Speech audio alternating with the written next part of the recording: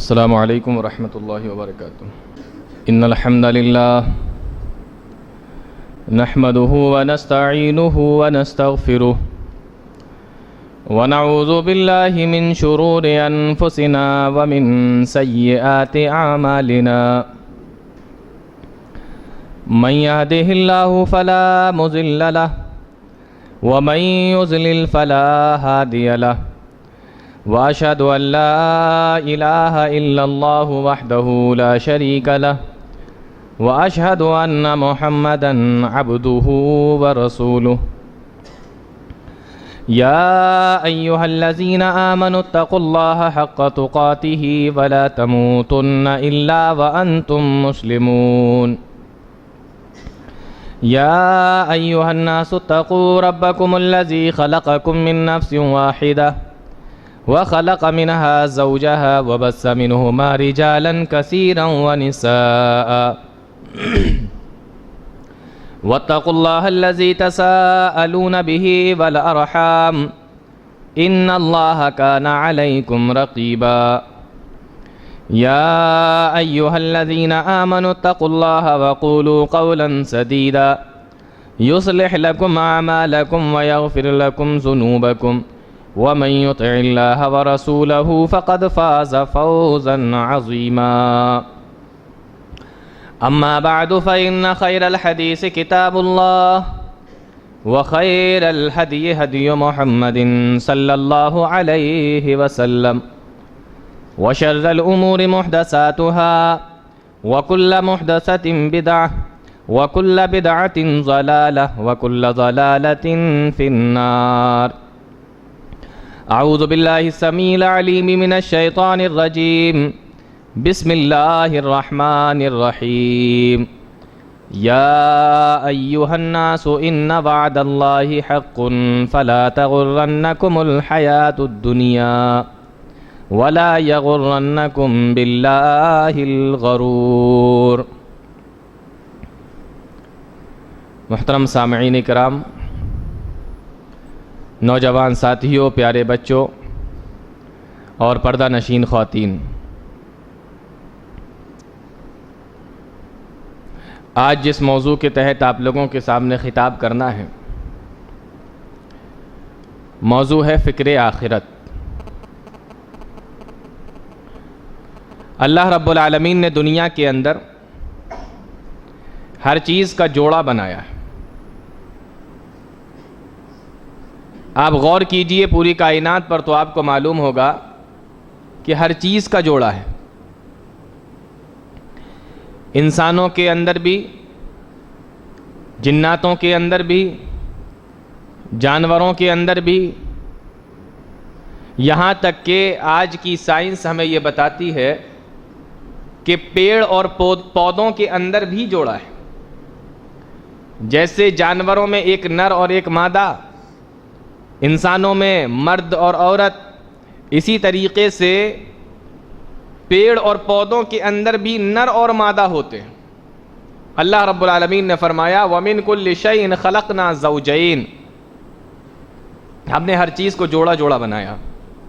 زمین کا جوڑا آسمان، چاند کا جوڑا سورج، ہر چیز کو اللہ رب العالمین نے جوڑے جوڑے بنایا۔ جب ہر چیز کا جوڑا بنایا تو اس دنیا کا بھی کوئی ایک جوڑا ہونا چاہیے تھا۔ اس دنیا کا جو جوڑا اللہ رب العالمین نے بنایا، اس جوڑے کا نام ہے آخرت۔ آج اسی آخرت کے تعلق سے کچھ باتیں کرنی ہیں۔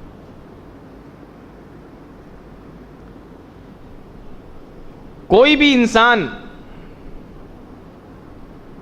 آخرت کا انکار نہیں کر سکتا، آخرت کا انکار نہیں کیا جا سکتا۔ آپ یہ سوچیں کہ معلوم نہیں آخرت ہے کہ نہیں، کس نے دیکھی ہے، کون واپس آیا ہے، کس نے آ کے ہمیں خبر دی ہے، کس نے کچھ بتایا؟ آج تک تو کوئی نہیں آیا جس نے آ کے بتایا ہو کہ قبر میں میرے ساتھ میں یہ ہو رہا تھا، میں بھاگ آیا، میں تمہیں بتانے چلا آیا، موقع ملا سوچا تمہیں بھی بتا دوں آ کر۔ ایسا تو کبھی ہوا نہیں۔ بہت سارے لوگ اس کا انکار کرتے ہیں، لیکن مسلمان تو خاص طور سے آخرت کا انکار نہیں کر سکتا، اور لوگ کریں وہ ایک الگ مسئلہ ہے، لیکن مسلمان نہیں کر سکتا۔ کیوں؟ اس لیے کہ اللہ رب العالمین نے آخرت کو انسان کے عقیدے کے اندر داخل کر دیا ہے۔ اگر آپ آخرت کا انکار کرتے ہیں گویا کہ آپ اپنے عقیدے سے نکل جا رہے ہیں، اور عقیدے سے نکلنے کا مطلب یہ ہے کہ آپ ایمان سے ہاتھ دھو بیٹھ رہے ہیں۔ بڑی مشہور حدیث ہے، اور حدیث کی اکثر کتابوں کے اندر اس کو بیان کیا گیا ہے، حدیث جبریل کے نام سے وہ حدیث ہے۔ اللہ کے نبی صلی اللہ علیہ وسلم کے پاس ایک مرتبہ جبریل علیہ السلام آئے، اور انہوں نے آ کر کئی سوال اللہ کے نبی صلی اللہ علیہ وسلم سے کیے۔ ان سوالوں کے اندر ایک سوال یہ تھا کہ ایمان کیا ہے، اسلام کیا ہے، احسان کیا ہے، قیامت کب آئے گی، قیامت کی نشانیاں کیا ہیں۔ اس طریقے سے کئی سوال جبریل علیہ السلام نے اللہ کے نبی صلی اللہ علیہ وسلم سے کیے۔ ان سوالوں میں ایک سوال یہ بھی تھا، اے اللہ کے نبی مجھے یہ بتائیے کہ ایمان کیا ہے۔ اللہ کے نبی صلی اللہ علیہ وسلم نے اس کا جواب دیا، الایمان ان تؤمن باللہ وملائکتہ وکتبہ ورسلہ والیوم الآخر والقدر خیرہ وشرہ۔ صحیح مسلم کے اندر یہ حدیث بیان کی گئی ہے۔ اللہ کے نبی جناب محمد رسول اللہ صلی اللہ علیہ وسلم سے جب جبریل امین نے پوچھا، اے اللہ کے نبی ایمان کیا ہے، اللہ کے نبی صلی اللہ علیہ وسلم نے ارشاد فرمایا کہ 6 چیزوں کے اوپر ایمان لانا ضروری ہے۔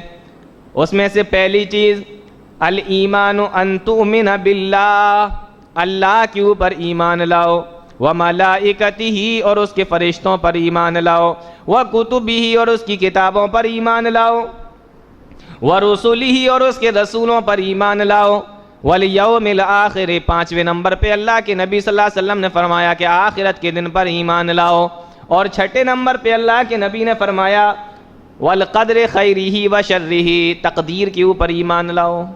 یہ 6 چیزیں بیان فرمائیں۔ اب جس طریقے سے اللہ پر ایمان لانا ضروری ہے، اللہ کی کتابوں پر ایمان لانا ضروری ہے، اس کے فرشتوں پر ایمان لانا ضروری ہے، اس کے رسولوں پر ایمان لانا ضروری ہے، اسی طریقے سے آخرت کے دن پر بھی ایمان لانا ضروری ہے۔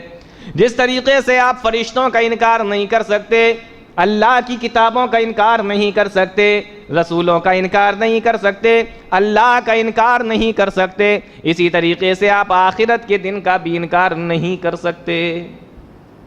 اللہ نے آخرت کو عقیدے سے جوڑ دیا۔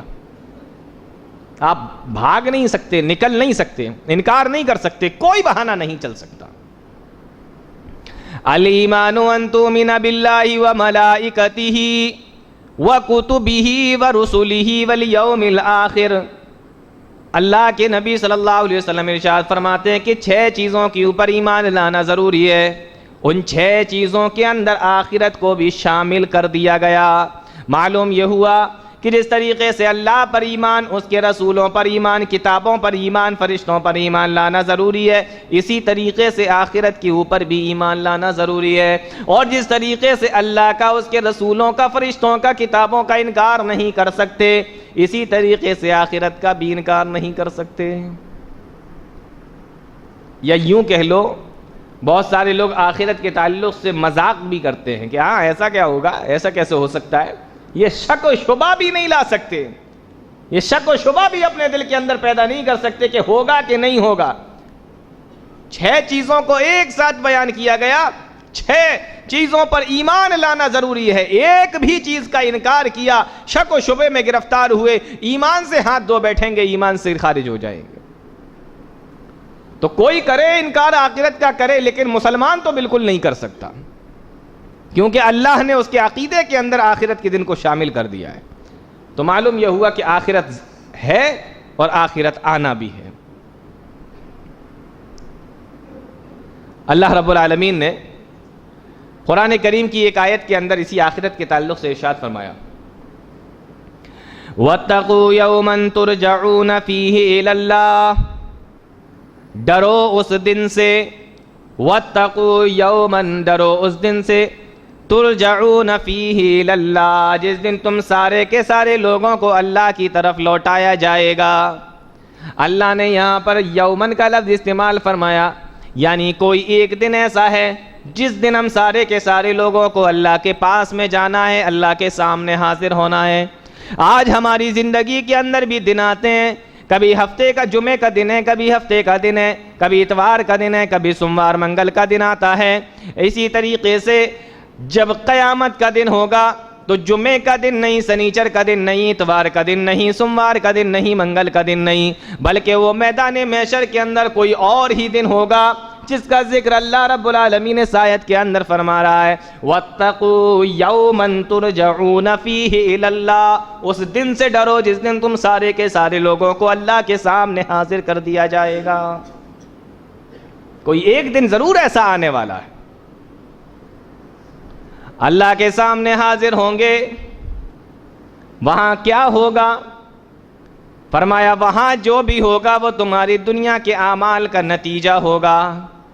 آج ہم نے تمہیں دنیا کے اندر جو زندگی دی ہے وہ اسی دن کی تیاری کے لیے دی ہے، اسی دن کو سب بنانے کے لیے، سنوارنے کے لیے دی ہے۔ آج دنیا کے اندر مست و مگن ہو کر، دنیا کے اندر کھو کر تم اپنے آخرت کے اس دن کو برباد نہ کر لو، اس زندگی کو برباد نہ کر لو۔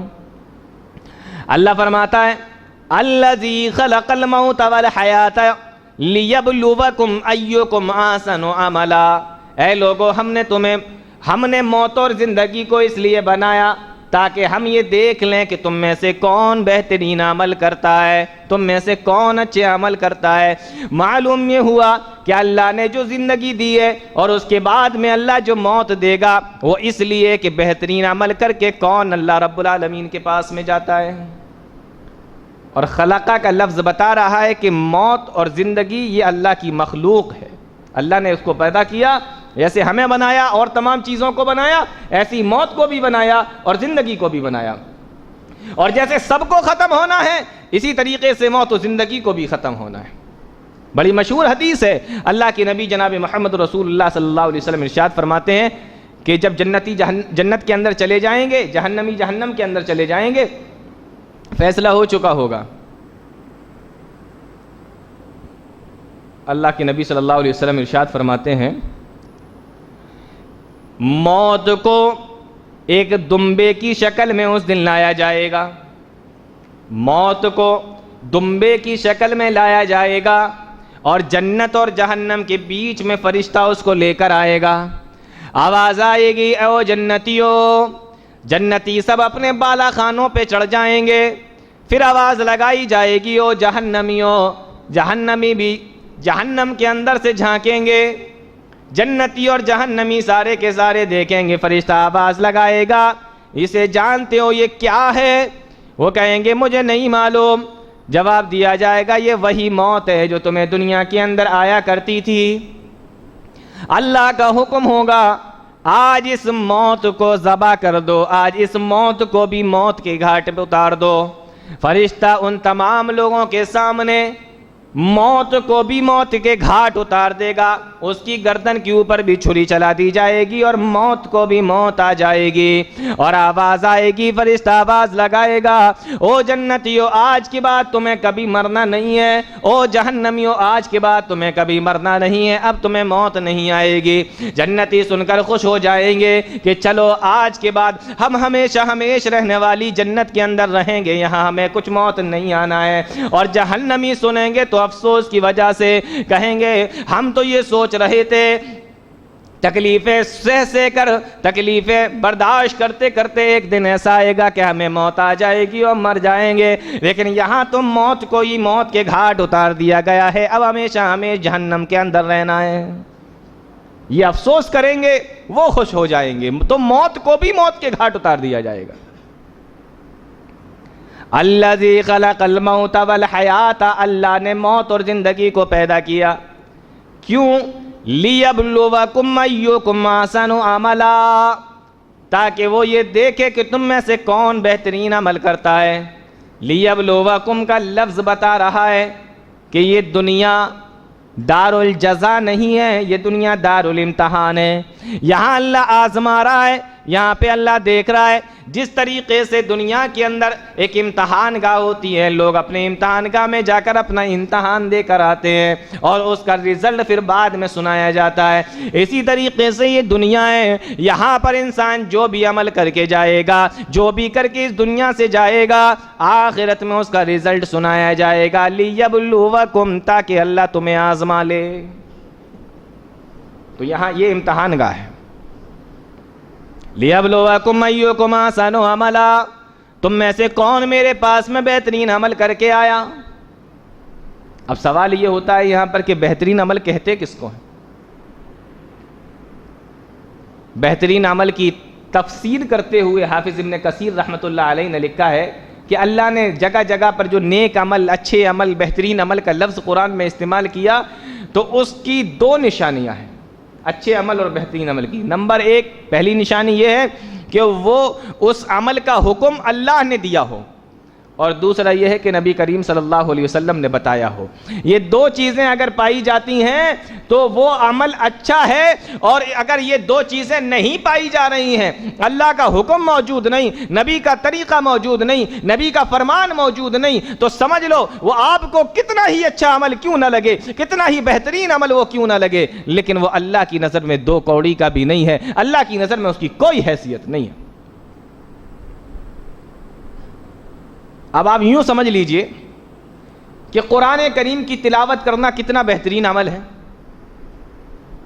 جب تک پڑھتے رہو ثواب کے اندر داخل ہوتے رہو، رحمتوں میں داخل ہوتے رہو، برکتیں آتی رہیں، اتنا بہترین عمل قرآن کریم کی تلاوت۔ لیکن اگر اسی قرآن کو کوئی رکوع میں پڑھنے لگے نماز کی حالت میں، اسی قرآن کو کوئی سجدے میں پڑھنے لگے نماز کی حالت میں، تو اللہ کی یہاں وہ قبول ہوگا؟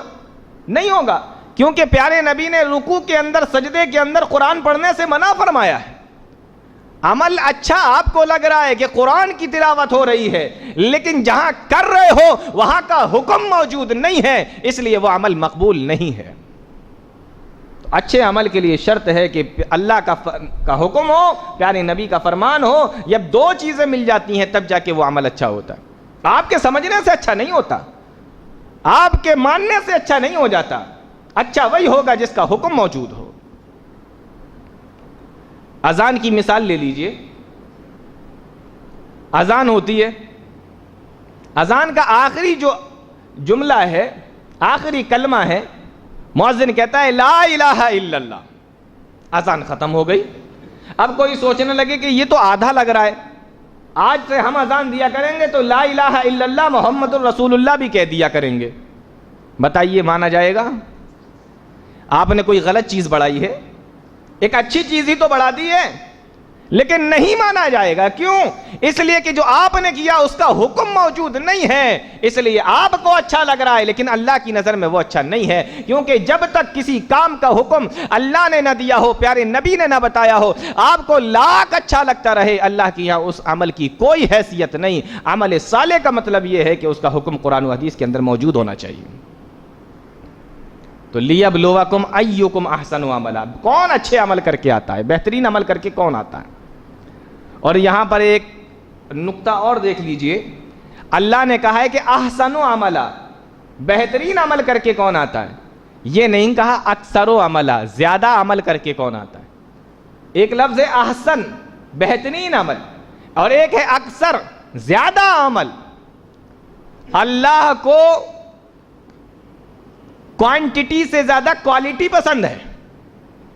آپ کے پاس پیور ہے کہ نہیں، خالص ہے کہ نہیں، وہ اللہ کو مطلوب ہے، وہ اللہ چاہتا ہے۔ بہت سارا لے کر جاؤ، ڈپلیکیٹ لے کے جاؤ، کوئی حیثیت نہیں ہے اس کی۔ تھوڑا لے کر جاؤ لیکن اچھا لے کر جاؤ، اللہ رب العالمین اس کو قبول کرے گا۔ یہ نہیں کہا کہ زیادہ عمل کر کے کون آتا ہے، یہ کہا کہ اچھے عمل کر کے کون آتا ہے۔ آج دیکھیے، ایک رات میں پورا قرآن پڑھا جا رہا ہے، یہ اچھا عمل ہے یا زیادہ عمل ہے؟ یہ زیادہ عمل ہے، اچھا عمل نہیں ہے۔ کیونکہ اگر یہ اچھا عمل ہوتا تو قرآن و حدیث کے اندر اس کا حکم موجود ہوتا، اور اگر یہ اچھا عمل ہوتا ایک رات میں قرآن کریم پورا پڑھنے کا، تو میرے پیارے نبی جناب محمد رسول اللہ صلی اللہ علیہ وسلم اس عمل سے کبھی پیچھے نہیں رہتے۔ آپ زیادہ کے چکر میں پورا قرآن. اب تو پہلے ایک رات میں ہوتا تھا. ابھی ایک صاحب نے مجھے بتایا کہ ایک جگہ پر تو ایک رکعت میں پورا قرآن پڑھا جا رہا ہے. ایک رکعت میں. مجھے تو سن کے چکر آ گئی. ایک رکعت میں پورا قرآن. اور آپ کو شاید معلوم ہو کچھ حفاظ تو ایسے ہیں, کچھ حافظ تو ایسے ہیں جنہوں نے باقاعدہ واٹس ایپ کے اوپر اپنا اشتہار لگایا ہوا ہے. اشتہار ڈالا, گروپ کے اندر شیئر کیا اور لکھا ہوا ہے کہ اگر کسی بھی صاحب کو فلاں شہر کے اندر, اس شہر کے اندر, اس شہر, ایسے کر کے کئی شہروں کے نام دیے, ان جگہوں پر اگر ایک رکعت میں قرآن ختم کرانے کے لیے حافظ چاہیے ہو تو ہم سے کانٹیکٹ کریں.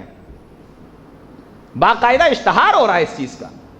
یہ احسن و عملہ نہیں ہے, یہ اکثر و عملہ ہے, یہ زیادہ عمل ہے. اللہ کو مطلوب نہیں, اللہ کو اچھا عمل مطلوب ہے. اچھا وہی ہے جس کا حکم موجود ہو.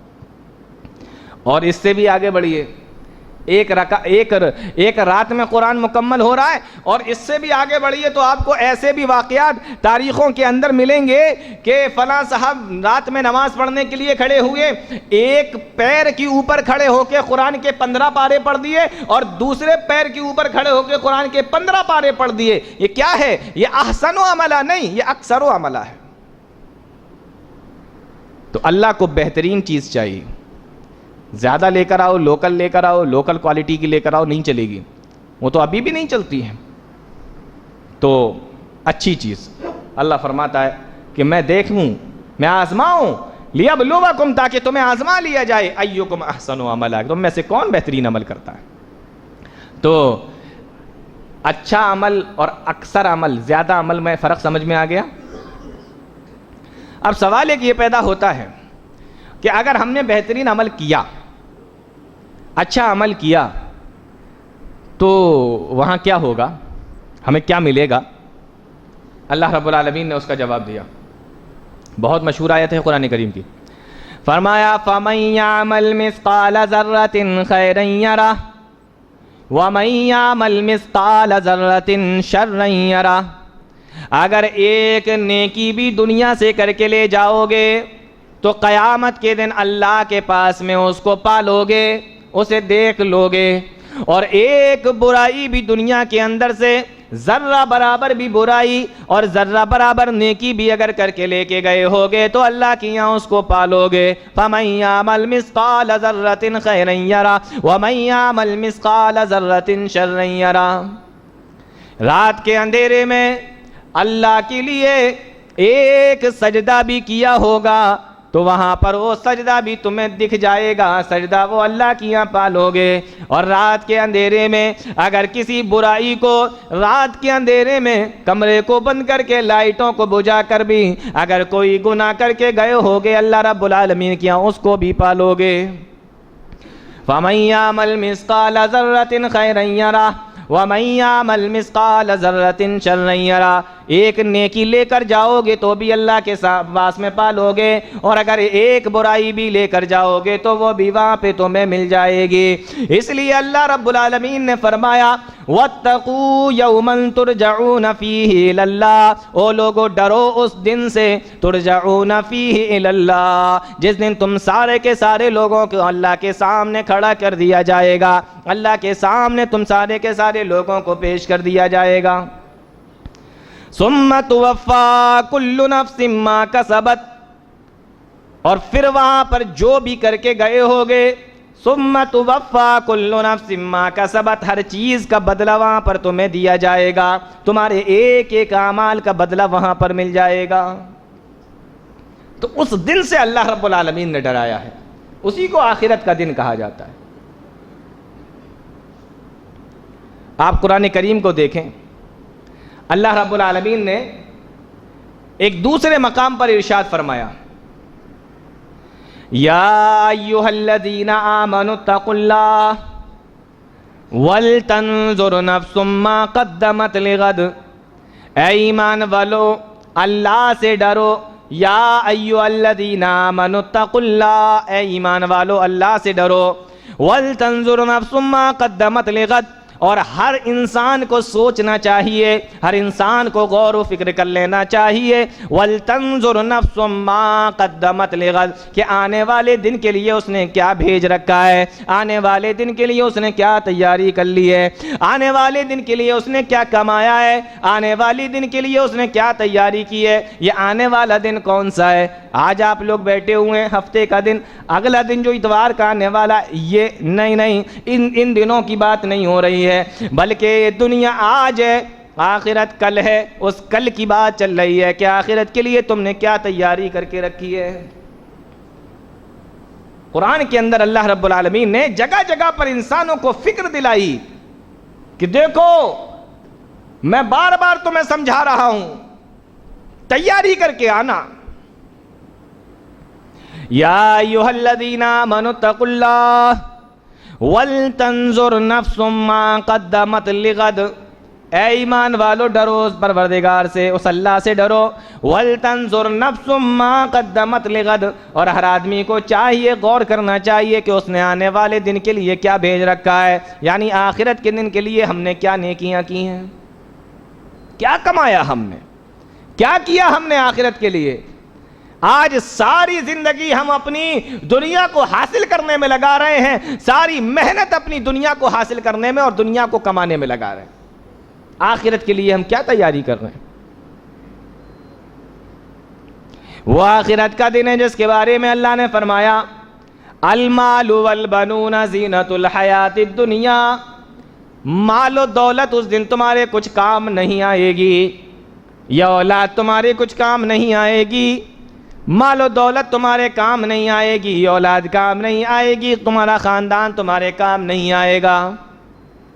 دنیا کے اندر اگر کسی کام میں پھنس جاتے ہو اور اگر مالدار ہو، پیسہ ہے تمہارے پاس میں، تو مال کے ذریعے سے اس پریشانی سے نکل جاتے ہو۔ اگر کہیں پر پکڑ لیے گئے تو پیسہ کھلا دیا، اگر کہیں پر کوئی اور پریشانی ہے رشوت کے طور پہ پیسوں کو دے دیا، ان پیسوں کے ذریعے سے تم دنیا کی پریشانی سے تو بچ سکتے ہو، لیکن آخرت کی پریشانی سے ان پیسوں کے ذریعے سے نہیں بچ سکتے۔ اللہ کے فرشتے ہیں وہ، انہیں رشوت کی ضرورت نہیں، اللہ کے فرشتوں کو رشوت کی ضرورت نہیں، وہ رشوت نہیں لیتے، آپ وہاں سے بھاگ نہیں سکتے، آپ وہاں سے بچ نہیں سکتے۔ دنیا میں بہت سے موقعوں پر پیسہ آپ کو بچا لیتا ہے، لیکن آخرت میں یہ پیسہ آپ کو نہیں بچا سکتا۔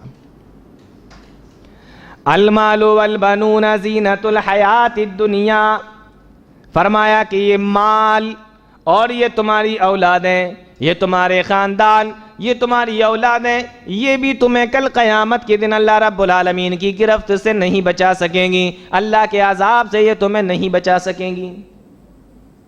آج خاندان بڑا ہے، کسی سے کوئی بات ہو گئی، لڑائی ہوئی، جھگڑا ہو گیا، پورے خاندان کو لے کر پہنچ گئے، سامنے والا کمزور ہے، چلا گیا، نہیں جھگڑا کر رہا ہے، چلا گیا، لیکن کتنا بھی بڑا خاندان لے کر اللہ رب العالمین کے پاس میں چلے جاؤ، کتنے ہی زیادہ لوگوں کو لے کر اللہ رب العالمین کے پاس میں چلے جاؤ، یہ خاندان تمہارا تمہیں اللہ کی گرفت سے بچا نہیں سکتا، اللہ کی پکڑ سے تمہیں بچا نہیں سکتا۔ فرمایا المال والبنون زینت الحیات الدنیا، مال اور تمہاری اولادیں یہ تو دنیاوی زندگی کی زینت ہیں، یہ اگر زیادہ ہیں تو یہ تمہیں صرف دنیا میں اچھی لگ رہی ہیں، آخرت میں ان کا کوئی کام نہیں۔ آخرت میں انسان کو کیا بچائے گا؟ اس کے اچھے اعمال آخرت میں انسان کو بچائیں گے۔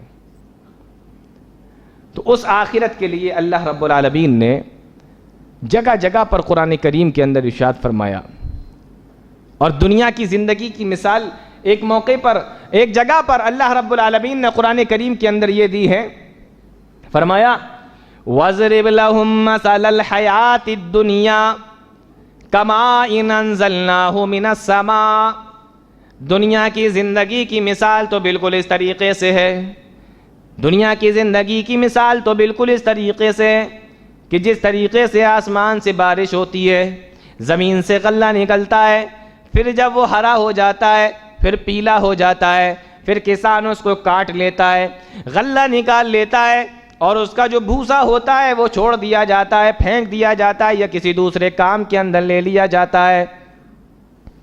اللہ فرماتا ہے یہی تمہاری زندگی کی مثال ہے، تم بھی زمین کے اندر پیدا کیے گئے، تم بھی زمین کے اوپر پیدا کیے گئے، اور اس کے بعد دھیرے دھیرے جیسے پودا بڑا ہوتا ہے تم بھی بڑے ہوتے گئے، جیسے پودا ہرا ہوتا ہے تم بھی جوان ہوئے، اور جیسے پودا پیلا ہو جاتا ہے تم بھی بوڑھے ہو گئے، اور اس کے بعد جیسے پودے کو کاٹ دیا جاتا ہے، فصل اور غلے اور اناج کو کاٹ دیا جاتا ہے، اسی طریقے سے تمہیں بھی موت کے گھاٹ اتار دیا جائے گا۔ یہ تمہاری زندگی کی مثال ہے۔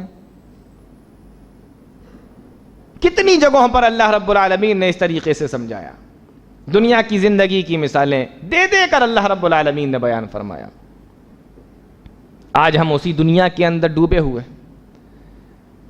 پوری محنت دنیا کو حاصل کرنے میں، اور فکر تک نہیں کہ ہمیں اللہ کے سامنے بھی جانا ہے، وہاں پر سوالوں کا جواب دینا ہے، حشر و نشر ہے، میدان محشر ہے، قیامت ہے، آخرت ہے، اللہ کے سامنے کھڑا ہونا ہے، سوالوں کا جواب دینا ہے، سب کچھ ہونا ہے، لیکن کوئی فکر نہیں۔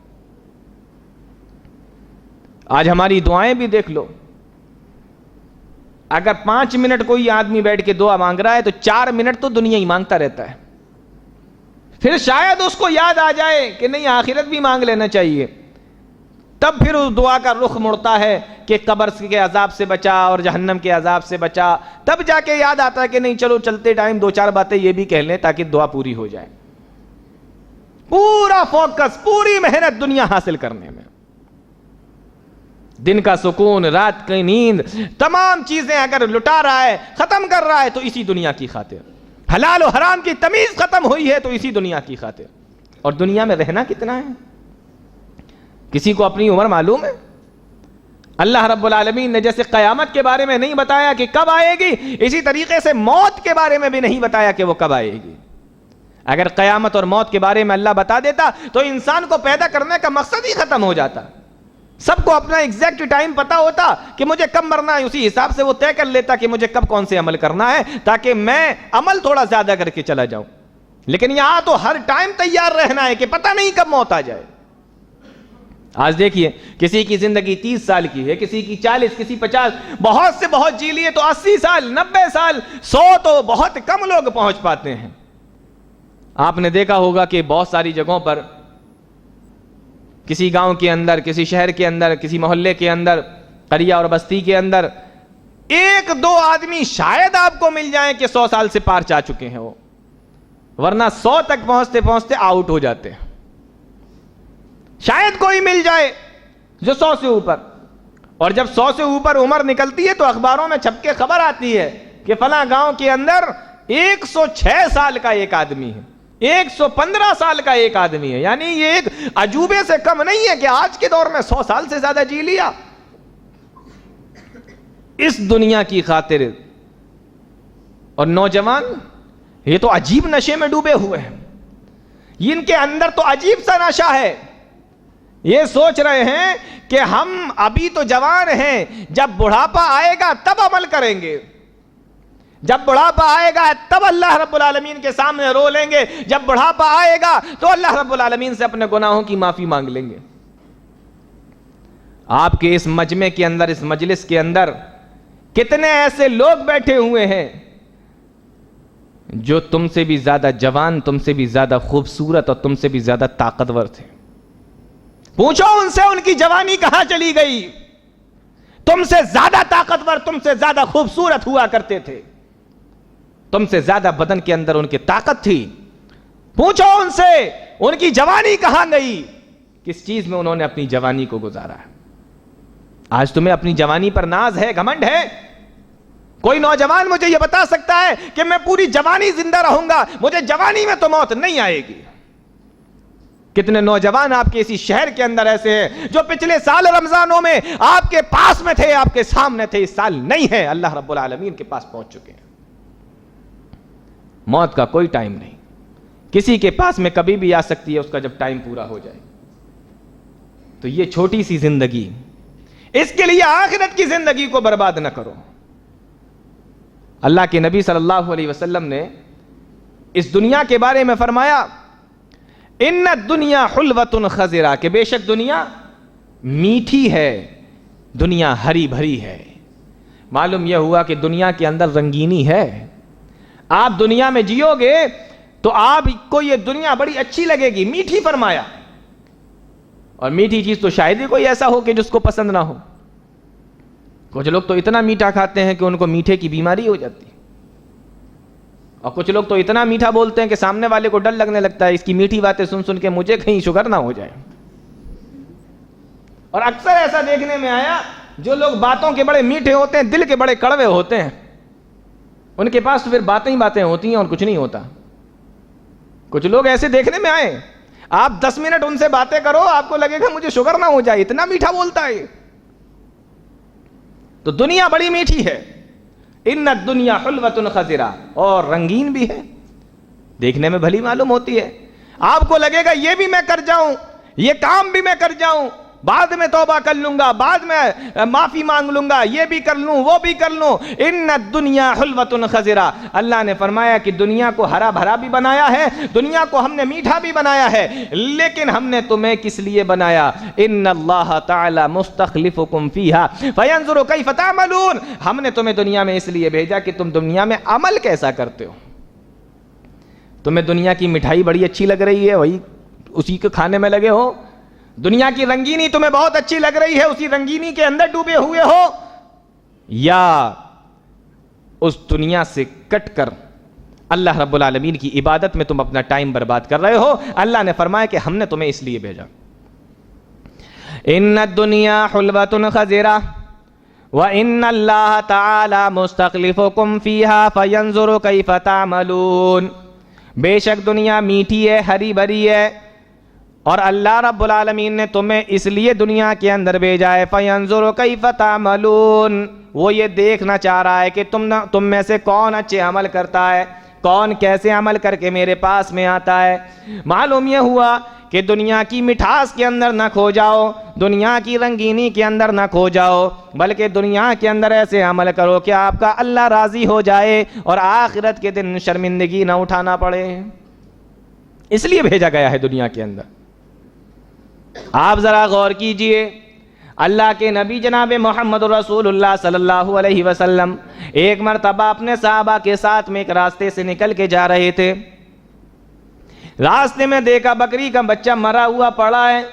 اللہ کے نبی جناب محمد رسول اللہ صلی اللہ علیہ وسلم اس بکری کے بچے کے پاس میں تشریف لے گئے اور اس کے کان کو پکڑ کے فرمایا, اے میرے صحابہ, تم میں سے کون ہے جو مجھ سے یہ بکری کا بچہ خرید لے؟ تم میں سے کون یہ بچہ بکری کا خریدنا چاہتا ہے؟ فرمانے لگے, اے اللہ کے نبی, یہ بکری کا بچہ مردہ ہے, ہم اس مردہ بکری کے بچے کا کیا کریں گے؟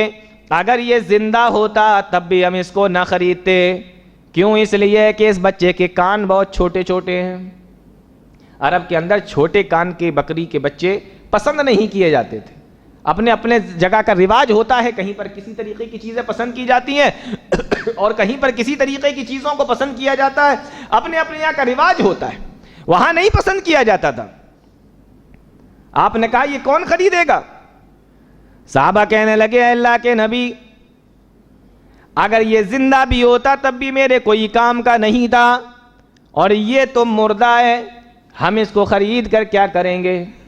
آپ لوگ بھی بقر عید کے ٹائم یعنی عید الاضحیٰ کے ٹائم پر بکرے اور جانور خریدنے کے لیے جاتے ہوگے. بتاؤ, زندہ لے کر آتے ہو یا مردہ لے کر آتے ہو؟ زندہ لے کر آتے ہو نا. تو صحابہ نے کہا, اللہ کے نبی, ہم مردہ خرید کے کیا کریں گے؟ زندہ ہوتا تب بھی نہ خریدتے, کیونکہ اس کے اندر عیب ہے. اللہ کے نبی صلی اللہ علیہ وسلم نے فرمایا کہ چلو ٹھیک ہے, قیمت کو ہم کم کر دیتے ہیں, 2 درہم ہی میں مجھ سے خرید لو. فرمایا, اللہ کے نبی 2 درہم کا بھی یہ مہنگا ہے, یہ مردہ بچے کا ہم کیا کریں گے؟ یہ میرے کسی بھی کام کا نہیں ہے. فرمایا 1 درہم میں خرید لو. کہ اللہ کے نبی 1 درہم میں بھی خرید کر ہم اس کو کیا کریں گے؟ پیارے نبی نے بکری کے بچے کے کان کو چھوڑ دیا اور فرمایا, اے میرے صحابہ, جس طریقے سے تمہاری نظر میں اس مرے ہوئے بکری کے بچے کی کوئی ویلو نہیں ہے, اس مرے ہوئے بکری کے بچے کی کوئی اہمیت نہیں ہے, اللہ رب العالمین کی نظر میں اسی طریقے سے اس دنیا کی کوئی اہمیت نہیں ہے. اللہ کی نظر میں اس دنیا کی کوئی ویلو نہیں ہے, جس کے لیے آج ہم اپنی پوری زندگی لگا دے رہے ہیں. جس کے لیے ہم اپنی پوری زندگی پوری محنت کھپا دے رہے ہیں. اللہ کے نبی صلی اللہ علیہ وسلم فرماتے ہیں کہ جیسے تمہاری نظر میں اس بکری کے بچے کی کوئی حیثیت نہیں، اسی طریقے سے اللہ کی نظر میں اس دنیا کی کوئی حیثیت نہیں. اور ہم نے پوری اپنی زندگی اسی دنیا کو حاصل کرنے میں لگا دیا. ہائے مال مال مال، کسی بھی طریقے سے آئے، کہیں سے بھی آئے. ایک بلڈنگ ہے تو دوسری بن جائے، ایک دکان ہے تو دوسری آ جائے، ایک مکان ہے تو دوسرا بن جائے، ایک فیکٹری ہے تو دوسری آ جائے. کیسے بڑھے گا کیسے بڑھے گا؟ پوری محنت اسی میں. ابن ماجہ کی روایت ہے، اللہ کے نبی جناب محمد رسول اللہ صلی اللہ علیہ وسلم نے ارشاد فرمایا، لو ان ابن آدم وادیین من مال، اگر ابن آدم کے پاس یعنی لوگوں کے پاس، آدم کی اولاد کے پاس 2 وادیاں مال سے بھری ہوئی ہوں، اور ایک روایت کے اندر آیا وادیین من ذہب، 2 وادیاں سونے سے بھری ہوئی ہوں. وادیاں سمجھتے ہیں نا آپ لوگ؟ فرمایا 2 وادیاں مال سے بھری ہوئی مل جائیں، 2 وادیاں سونے سے بھری ہوئی مل جائیں، لو ان ابن آدم وادیین من مال لا حب ان یکون معهما ثالث، 2 وادیاں مالوں سے بھری ملنے کے بعد، سونے سے بھری ہوئی ملنے کے بعد وہ یہ خیال کرے گا کہ کاش تیسری بھی مجھے مل جاتی، ایک اور وادی بھری ہوئی مل جاتی. یہ پہاڑی علاقے آپ نے دیکھے ہیں نا، پہاڑی علاقوں میں ایک تو یوں اونچے اونچے پہاڑ ہوتے ہیں اور باقی نیچے نیچے پہاڑ ہوتے ہیں، بہت ساری جگہیں خالی ہوتی ہیں، وہ ساری تمام چیزوں کو وادیاں بولا جاتا ہے.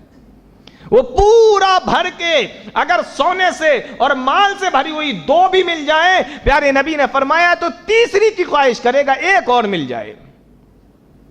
سونے سے بھری ہوئی مل جائیں تب بھی، ایک ملک ہے تو دوسرا ہو جائے، 2 ملک ہیں تو تیسرا ہو جائے، ایک فیکٹری ہے ایک دکان ہے تو دوسری ہو جائے. پوری محنت اسی پہ لگائی جا رہی. فرمایا لو ان ابن آدم وادیین من مال لا حب ان یکون معهما ثالث، تو وہ یہ پسند کرتا ہے کہ تیسری وادی بھی اس کو سونے سے بھری ہوئی مل جائے. اور آخر کا جملہ اللہ کے نبی صلی اللہ علیہ وسلم نے حدیث کے اندر ارشاد فرمایا، لا یملأ نفسه الا التراب، انسان کے پیٹ کو قبر کی مٹی کے علاوہ کوئی چیز نہیں بھر سکتی. یہ خواہشیں اس کی بڑھتی رہتی ہیں، خواہشیں ختم نہیں ہوتی. یہ خواہشیں کب ختم ہوں گی؟ جب قبر کے اندر چلا جائے گا اور قبر کی مٹی اس کے اندر اتر جائے گی. فرمایا لا یملأ نفسه الا التراب، تب اس کی خواہش ختم ہوگی قبر میں پہنچنے کے بعد. اور اس سے پہلے میرا مال میرا مال، یہ بھی میرا وہ بھی میرا، مالوں کے اندر ظلم ستم، حقوق کا دبانا، غصب فراڈ، جو سمجھ میں آ رہا ہے وہ کر رہا ہے، بس مال بڑھنا چاہیے. اللہ رب العالمین قرآن کریم کے اندر ارشاد فرماتا ہے، الہاکم التکاثر حتی زرتم المقابر.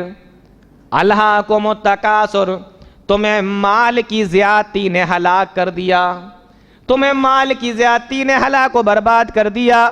الہاکم التکاثر حتی زرتم المقابر، یہاں تک کہ تم نے قبروں کا چہرہ دیکھ لیا، یہاں تک کہ تم قبروں کے اندر آ گئے، یہاں تک کہ تم قبروں میں پہنچ گئے.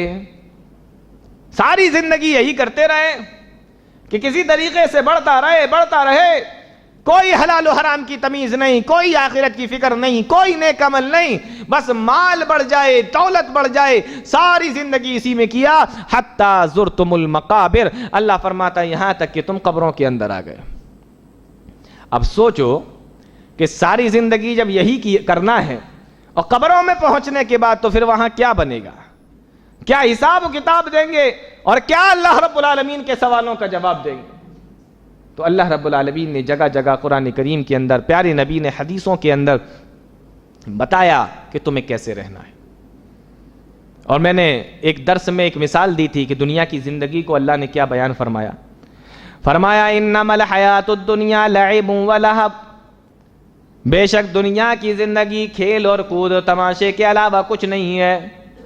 یعنی جس طریقے سے دنیا کے اندر آپ لوگوں نے دیکھا ہوگا کہ ڈرامے ہوتے ہیں، فلمیں ہوتی ہیں، ناٹک ہوتے ہیں، سیریل ہوتے ہیں، اور ان ڈراموں کے اندر کسی کو بادشاہ بنا دیا جاتا ہے، کسی کو وزیر بنا دیا جاتا ہے، کسی کو شہزادہ، کسی کو شہزادی بنا دیا جاتا ہے، کسی کو اس کی رانی بنا دیا جاتا ہے، کسی کو جلاد، کسی کو سپاہی، کسی کو رعایا بنا دیا جاتا ہے۔ اور جب وہ ڈرامہ ختم ہو جاتا ہے، 2 گھنٹے کا 1 گھنٹے کا وہ ناٹک اور وہ ڈرامہ ختم ہو جاتا ہے، تو بادشاہ اپنی پوشاک اتار دیتا ہے، وزیر اپنی پوشاک اتار دیتا ہے، جلاد اپنی اتار دیتے ہیں۔ اب بادشاہ بھی وہی آدمی ہے، وزیر بھی وہی، سارے کے سارے ایک ہی جیسے ہو جاتے ہیں۔ جب تک ڈرامہ چلا تب تک ایک بادشاہ تھا، ایک وزیر تھا، فوجی تھے، شہزادہ تھا، شہزادی تھی، لیکن وہ ڈرامہ ختم ہونے کے بعد سارے کے سارے ایک جیسے ہو گئے۔ فرمایا دنیا کے اندر بھی ہم نے تمہیں اسی طریقے سے بھیجا، کسی کو منتری بنا دیا، کسی کو راشٹرپتی بنا دیا، کسی کو وزیر بنا دیا، کسی کو بادشاہ بنا دیا، کسی کو فقیر بنا دیا، کسی کو امیر بنا دیا، کسی کو فیکٹریوں کا مالک بنا دیا۔ یہ تھوڑے دنوں کے لیے ہے، پھر جب سارے کے سارے لوگ مر جاؤ گے تو ہمارے سامنے آؤ گے تو سارے کے سارے ایک جیسے ہوگے، وہاں اگر کچھ کام آئے گا تو تمہارے نیک عمل کام آئیں گے۔ دیکھتے نہیں ہو ڈراموں کے اندر، پڑھا ہوگا آپ لوگوں نے کتابوں کے اندر، سمجھ لو دنیا کی زندگی کی مثال بالکل اسی طریقے سے ہے کہ سب کو الگ الگ کیریکٹر دے دیے گئے ہیں کہ تمہیں ایسے پلے کرنا ہے، تمہیں یہ کرنا ہے، تمہیں وہ کرنا ہے، اور یہ فلم ختم، یہ ڈرامہ ختم تو سب پھر ایک جیسے۔ صحیح مسلم کی روایت ہے، اللہ کے نبی جناب محمد رسول اللہ صلی اللہ علیہ وسلم نے ارشاد فرمایا، اے لوگو دنیا کی مثال اور آخرت کی مثال بالکل اس طریقے سے ہے جیسے تم کسی سمندر کے کنارے پہ کھڑے ہو جاؤ اور اپنی یہ انگلی سمندر کے پانی کے اندر ڈال دو۔ انگلی سمندر کے پانی میں ڈالی اور انگلی کو جب باہر نکالا تو جو پانی انگلی کے اوپر لگا سمجھ لینا یہ تمہاری دنیا کی زندگی ہے، اور جو پیچھے پورا سمندر باقی چھوڑ دیا ہے یہ تمہاری آخرت کی زندگی ہے۔ تو اتنی بڑی زندگی کو برباد نہ کرو، اتنی چھوٹی سی زندگی کو حاصل کرنے کے لیے، اتنی چھوٹی سی زندگی کے لیے اتنی بڑی زندگی کو برباد نہ کرو۔ بتائیے یہ کوئی عقل مندی ہے کہ جو انگلی پہ پانی لگا وہ دنیا کی زندگی، اور جو پیچھے سمندر پورا چھوٹ گیا وہ آخرت کی زندگی، اس اتنی سی زندگی کے لیے ہم نے وہ آخرت کی زندگی کو برباد کر لیا۔ یہ کوئی عقل مندی تو نہیں ہے۔ اس لیے اللہ رب العالمین نے جگہ جگہ قرآن کریم کے اندر بتایا کہ آخرت کی فکر کرو۔ وَاتَّقُوا يَوْمًا تُرْجَعُونَ فِيهِ إِلَى اللَّهِ، ڈرو اس دن سے جس دن تم سارے کے سارے لوگوں کو اللہ کے پاس میں حاضر کیا جائے گا، اللہ کے سامنے حاضر کیا جائے گا، اللہ کی طرف لوٹا دیا جائے گا۔ ثُمَّ تُوَفَّى كُلُّ نَفْسٍ مَا كَسَبَتْ، پھر اللہ رب العالمین تمہارے کاموں کا، تمہارے کرتوتوں کا، تمہارے کاموں کا پورا حساب و کتاب لے گا، پورا کا پورا بدلہ دے گا۔ اب یہ ہمیں غور کرنا ہے کہ ہم کیا لے کر جاتے ہیں اللہ رب العالمین کے پاس۔ اب ہماری اور تمہاری کیا حیثیت ہے؟ خود اللہ کے نبی جناب محمد رسول اللہ صلی اللہ علیہ وسلم کا یہ معاملہ تھا، اور نبی کے صحابہ کا یہ معاملہ تھا کہ اتنا سب کچھ ہونے کے باوجود بھی اللہ رب العالمین سے ڈرا کرتے تھے، آخرت کے دن سے ڈرا کرتے تھے۔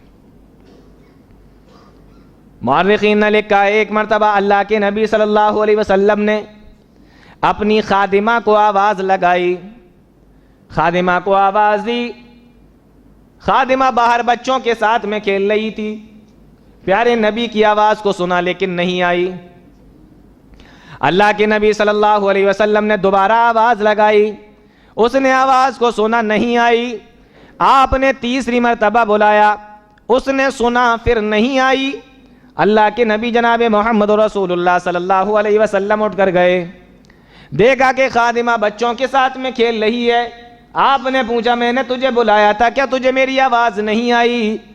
اس نے جواب دیا اللہ کے نبی میں نے 3 مرتبہ آپ کی باتوں کو سنا ہے، آپ کی آواز کو سنا ہے۔ آپ کو غصہ آ گیا کہ 3 مرتبہ آواز دی اور سننے کے باوجود بھی تو نہیں آئی۔ اللہ کے نبی صلی اللہ علیہ وسلم کے ہاتھ میں مسواک تھی، آپ نے مسواک کو یوں پر ویسے اٹھایا اور فرمایا او میری خادمہ، اگر مجھے آخرت کا ڈر نہ ہوتا تو میں محمد الرسول اللہ اس مسواک کے ذریعے سے تیری مار لگاتا، لیکن مجھے اللہ کا ڈر ہے، کہیں یہ مسواک مارنے کی وجہ سے اللہ رب العالمین قیامت کے دن مجھ سے سوال نہ کر لے، اللہ رب العالمین قیامت کے دن مجھ سے سوال نہ کر لے، اس لیے میں اس مسواک کے ذریعے سے بھی تجھے نہیں مار رہا ہوں۔ آج اندازہ کیجئے، ہم تو جس پہ چاہیں ظلم کریں، جتنا چاہیں ظلم کریں، جس کا چاہیں حق ماریں، جس کا چاہیں حق دبائیں، غریبوں کا، یتیموں کا، بیواؤں کا، مسکینوں کا، پڑوسیوں کا، بھائیوں کا، جس کا چاہیں حق ماریں، جس پر چاہیں ظلم کریں، جس پر چاہیں غصب کریں، اور کبھی خیال بھی نہیں آتا کہ اللہ رب العالمین کے سامنے حاضر ہونا ہے، اللہ رب العالمین کے سامنے جواب دینا ہے۔ وہاں اللہ رب العالمین کی کیا منہ دکھایا جائے گا؟ آپ غور کیجئے، صحابی رسول ہیں حضرت عمر فاروق رضی اللہ تعالیٰ، کون نہیں جانتا حضرت عمر فاروق کو؟ امیر المومنین ہیں، مسلمانوں کے خلیفہ ہیں، مسلمانوں کے بادشاہ ہیں حضرت عمر فاروق رضی اللہ تعالیٰ۔ اور جانتے ہو، بادشاہ ہونے کے باوجود بھی رات میں اٹھ کے گشت لگایا کرتے تھے، اپنی رعایا کا خیال رکھا کرتے تھے، رات میں پہرے دیا کرتے تھے۔ یہ مسلمانوں کے خلیفہ ہیں جو رات میں اٹھ کر پبلک اور رعایا کا خیال کرنے کے لیے خود پہرا دے رہے ہیں، اور آج ہمارے یہاں کے نیتاؤں کو دیکھ لو کہ ان کی حفاظت کے لیے لوگ پہرا دیتے ہیں۔ آج اتنی چینجنگ آ چکی ہے۔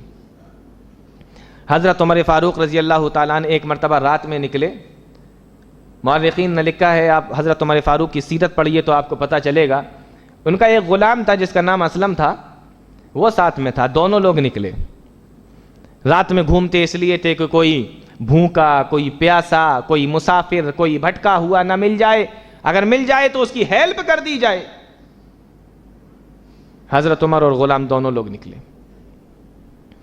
مورخین نے لکھا ہے، ابھی یہ لوگ مدینہ کی گلیوں سے باہر نکلے، مدینہ کی آبادی سے باہر نکلے، رات کا اندھیرا ہے، گلیوں کے اندر مدینہ کی آبادی سے جب باہر نکلے تو ایک جگہ انہوں نے دیکھا کہ مدینہ سے دوری پر، کچھ کلومیٹر کی دوری پر جب یہ لوگ پہنچے تو ایک جگہ پہ دیکھا کہ خیمہ لگا ہوا ہے اور آگ جلنے کی روشنی آ رہی ہے، آگ جل رہی ہے، اس کی روشنی آ رہی ہے۔ حضرت عمر فاروق رضی اللہ تعالیٰ نے اپنے غلام سے کہنے لگے، ایسا معلوم ہوتا ہے کہ کوئی قافلہ مدینے سے باہر سے آیا ہے اور رات ہونے کی وجہ سے مدینہ کے باہر ہی ٹھہر گیا ہے، آؤ ذرا حالات معلوم کرتے ہیں، کہاں سے آئے ہیں، کون لوگ ہیں، کیوں آئے ہیں، کیا ضرورت ہے، اگر کسی کو کوئی پریشانی ہو تو ان کی ہیلپ کرتے ہیں۔ غلام بیان کرتا ہے کہ میں امیر المومنین کے ساتھ میں، عمر فاروق کے ساتھ میں اس جگہ پر پہنچا جہاں پہ آگ جل رہی تھی۔ جب اس جگہ پر پہنچے، غلام کہنے لگا، میں نے دیکھا، امیر المومنین نے دیکھا کہ وہاں کوئی قافلہ نہیں تھا، ایک عورت بیٹھی ہوئی تھی اور چولہے پر ایک ہانڈی رکھی ہوئی تھی اور نیچے آگ جل رہی تھی۔ حضرت عمر فاروق رضی اللہ تعالیٰ عنہ فرماتے ہیں، جب ان کے پاس میں پہنچے، حضرت عمر فاروق رضی اللہ تعالیٰ جب اس عورت کے پاس میں پہنچے، کہنے لگے کہ اتنی رات میں تو اس کے اندر کیا پکا رہی ہے، اور یہ تیرے بچے پاس میں بیٹھے بیٹھے کیوں رو رہے ہیں؟ جواب دیتی ہے کہ میں ایک بیوہ عورت ہوں، میرے شوہر کا انتقال ہو چکا ہے، فلاں جنگ کے اندر میرا شوہر شہید ہو گیا تھا، میرے شوہر کا انتقال ہو چکا ہے، میرے یہ دو چھوٹے چھوٹے سے بچے ہیں، غریب ہوں، بے سہارا ہوں، کھانے کے لیے کچھ بھی نہیں ہے۔ فرمایا اس پتیلی میں کیا پکا رہی ہے؟ تو کہنے لگی کہ اس کے اندر بھی کچھ نہیں ہے، اس کے اندر تو صرف پانی ہے، پانی کو ابال رہی ہوں تاکہ بچوں کو تھوڑا سا سکون مل جائے، اور بچوں کو میں یہ تسلی دے رہی ہوں کہ ابھی بن جائے گا تو کھلا دوں گی، اور یہ انتظار کر رہی ہوں کہ بچے کھانا پکنے کا انتظار کرتے کرتے سو جائیں، ہے کچھ نہیں اس کے اندر۔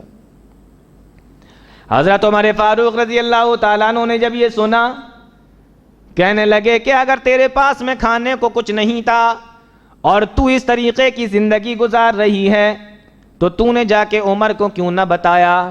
عمر تیرا انتظام کروا دیتا، کھانے پینے کا انتظام کروا دیتا۔ عورت کہنے لگی میں کیوں بتاتی، میں عمر کے پاس میں کیوں جاتی، عمر خود میرے پاس میں کیوں نہیں آتا؟ اللہ نے اس کو میرا ذمہ دار بنایا ہے، اللہ نے اس کو ہمارا امیر بنایا ہے، اللہ نے اس کو ہمارا نگراں بنایا ہے، تو وہ خود کیوں نہیں آتا، ہم اس کو بتانے کے لیے کیوں جاتے؟ کہا کہ اتنی بڑی حکومت ہے، عمر کس کس کے پاس میں جائے گا، کس کس کے حالات کو معلوم کرے گا؟ تو کہنے لگی اگر عمر لوگوں کے حالات معلوم نہیں کر سکتا تو عمر پھر بادشاہ کیوں بنا بیٹھا ہے؟ استعفیٰ کیوں نہیں دے دیتا؟ چھوڑ کیوں نہیں دیتا؟ خیال نہیں رکھ سکتے تو چھوڑ دو۔